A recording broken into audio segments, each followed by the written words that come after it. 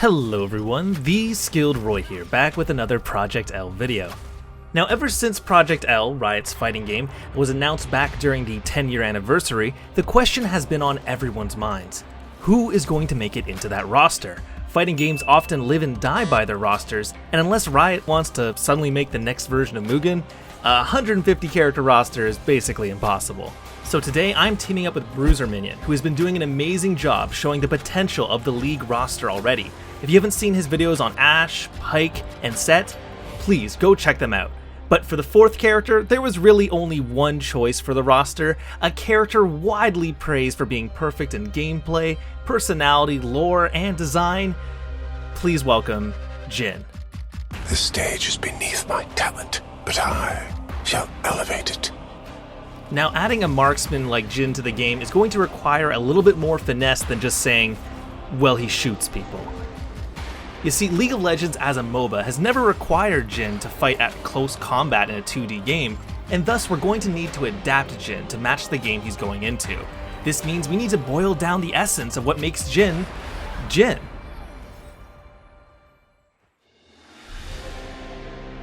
In League of Legends, Jhin is a powerful marksman character who fights at a range with a variety of tools. With low mobility, high damage, and massive range, these are the same markings of a traditional zoning character.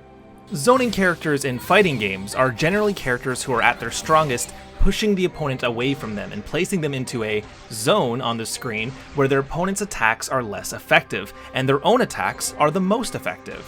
If you're new to fighting games but you're familiar to League of Legends, when Jhin opens up his Curtain Call ultimate and you find yourself running around trying to find any way to dodge, well, that's about exactly how we feel when we face zoners in fighting games. So let's dive into Jhin's gameplay specifically in League to get an idea of how to move him into a fighting game. Arguably more important than any of his actual abilities is his passive, Whisper. In League, Jhin's basic attacks consume ammunition, and his gun holds up to 4 bullets. After using all of his bullets, he will have to reload his gun. The 4th shot in the chamber, however, will always critically strike and deal additional damage based on how low his target's health is.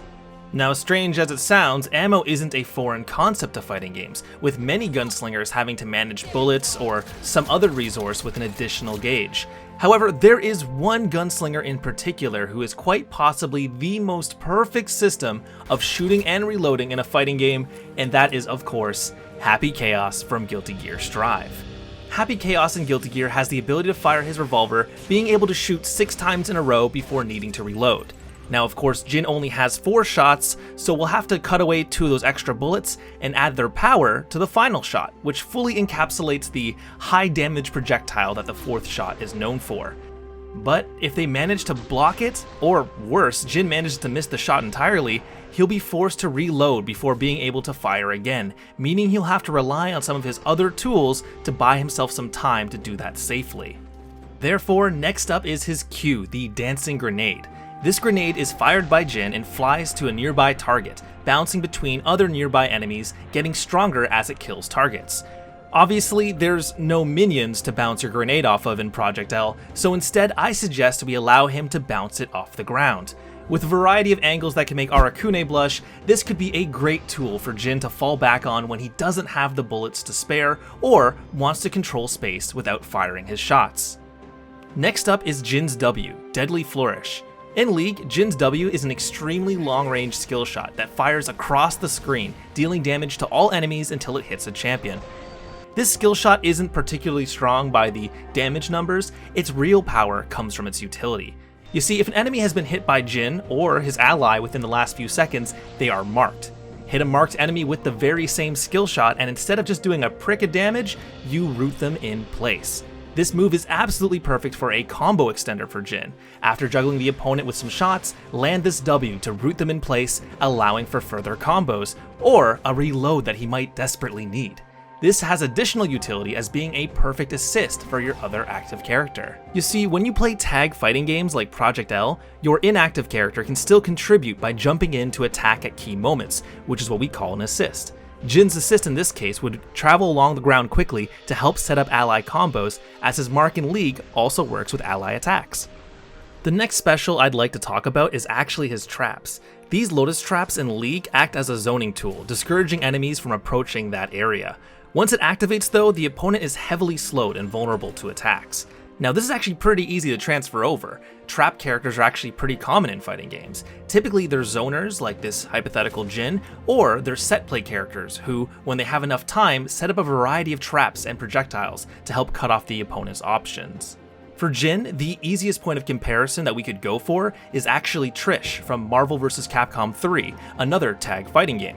In MVC3, Trish can set up these lightning traps on the stage, and when someone touches one without blocking, they are frozen in place, allowing you to easily pick up a free combo.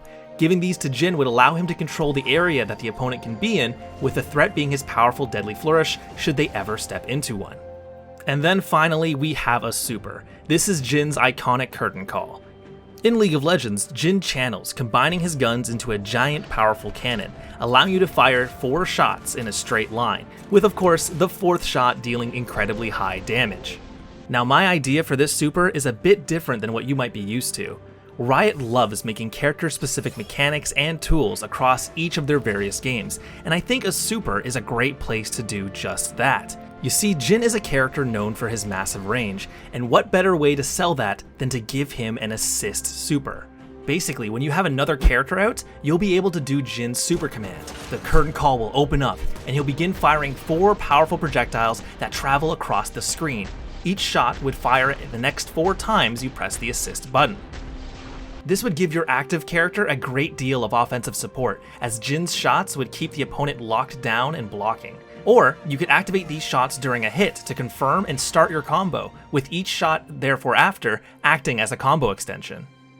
Of course, if Jhin is the only character on your team left, he would need a super of his own, and as is typical with resource-focused characters, I think a great super here would be an instant reload, allowing you to fire your 4th shot, spend some meter, and immediately be ready to fire again. It would allow your combos to go further and allow your projectile game to be even more overwhelming, as you could force your opponent to sit through another 4 bullets before having to reload. But hey, that's basically how I would make Jhin in Project L if I was given the chance. Let me know what you guys think. Did I miss anything? Or do you have another cool idea for Jhin? Let me know in the comments below. And hey, if you want to see more content like this, please check out Bruiser Minion. His format was a huge inspiration for this, and he was actually the one who edited this video. In particular though, if I could recommend just one, I would really suggest you go check out his Pyke video. As the #1 Pyke fan, I would absolutely love it if Pyke worked like how Bruiser showed off. But otherwise, thanks again so much for watching. I will see you all next time. Peace out.